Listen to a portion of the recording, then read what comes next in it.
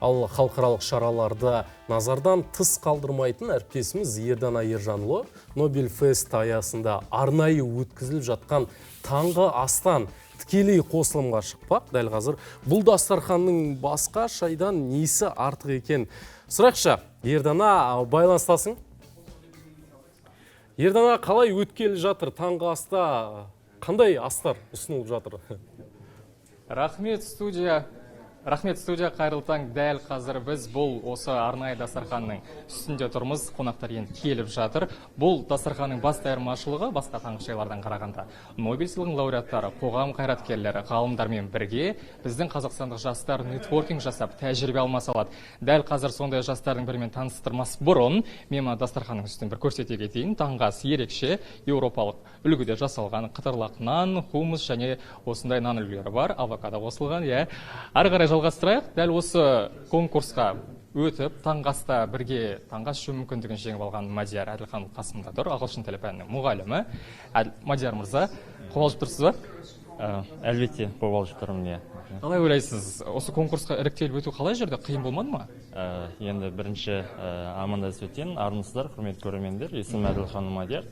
Біріншіден осындай керемет жиынның мүшесі болғаныма қуаныштымын. Ұйымдастырушыларға үлкен рахмет. Және де конкурс қалай болды? Қиын болды ма? Конкурсты мен енді былайтқан кезде ол жерде тест болған жоқ, ешқандай бір оқу жазу болған жоқ, бар болғаны өзіміздің неге осы сәтте осындай жандармен жүздесуге лайықты екендігімізді көрсету, айту болды. Сіз себебіңізді пост ретінде жаздыңыз, одан кейін сол таңдалып алды. Сонда сіздің себебіңіз не болды? Мен себебім әлбетте енді ағылшын тілі пәнінің мұғалімі ретінде бізге енді мотивация керек, инсайттар керек, жалпы артымызда келіп келе жатқан оқушыларды ары қарай көздерін ашып жетелеу үшін әлбетте осындай жандармен кездесу мен үшін маңызды болды. Сол себепті маңызды осы мақсатым. Мадияр мырза, көп рахмет. Онда таңғы астан сізге көптеген тәжірибе, инсайд ақпарат келеді деген үміттемін. Енді Нобель сыйлығының лауреаттарымен таңғы асты бекер айтқан жоқпыз. Дәл қазір менің қасымда 2007 жылы бейбітшілік бойынша Нобель сыйлығын жеңіп алған Рей Куан Чун мырза тұр.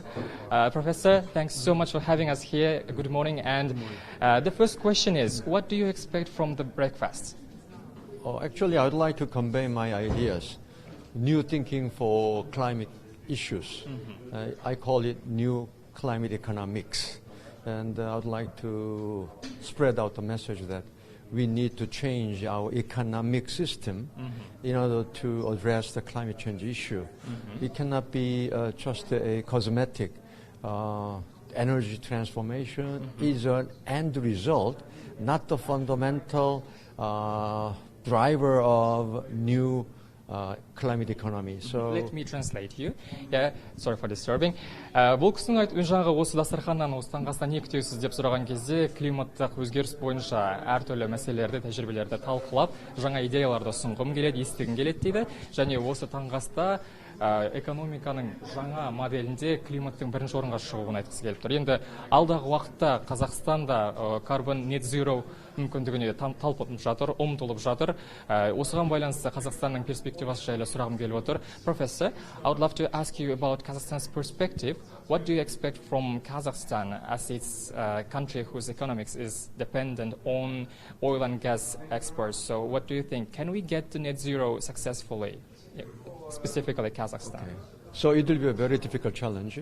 That is why I'm going to discuss with the young students here how to design your future and how to design the economic strategy of the country. And also I have a chance to meet with the rector of South Kazakhstan University, Kojam Zarova, and I'm going to sign a memorandum to set up a new climate economics center to lay a foundation to transform the economic system of Kazakhstan towards a net zero decarbonization economy. So this is a long process, should be a long process, but I have a high hope that we could make it. Thanks so much. Рейкун Шунның айтуы бойынша дәл осы таңғы астыңда келу себебінде сол дейді Қазақстанның жастарымен сөйлесіп, карбон net zero, яғни көмірқышқыл, көміртекті, көмірсутекті өнімдердің қалдықтарының барынша құтылу мақсатында экономиканы негіздеп, климаттың өзгеруіне негіздеп жасауға қатысты дүниелер талқылаймыз дейді. Және алдағы уақытта оңтүстік Қазақстан университетімен бірге арнайы орталықтың да ашылатыны хабар етіп отыр. Енді таңғы бағдарлама болғаннан кейін сұрайыншы, бұл кісінің таңы мінсіз болып қалай атады екен. Рейкун Шун, I would love to ask you, what would be the perfect start of the day for you? Pardon? Perfect start of the day for you. Start. Yeah, as a perfect morning. Perfect morning. Yeah. Maybe this morning might be the perfect morning because we can have a very intellectual dialogue and talk about the future, a lot of vision. So I think it will be a very exciting morning to start, you know. Thanks so much. Я профессордың айтуы бойынша дәл осы таң, бүгінгі таң мінсіз болып саналады екен, өйткені осы жерде Қазақстанның жастарымен, азаматтарымен білім және ғылым министрлігіндегі өкілдермен бірге интеллектуалды зияткерлікке негізделген әңгіме болады дейді. Яғни бұндай таңнан артық таң мен үшін жоқ дейді. Сонымен сұхбат ары қарай жалғасады. Біз осында ары қарай болып куәгері боламыз. Сіздерге көп рахмет. Сөзді студияға өздеріңізге берем. Құдай берген. Жұлдыз.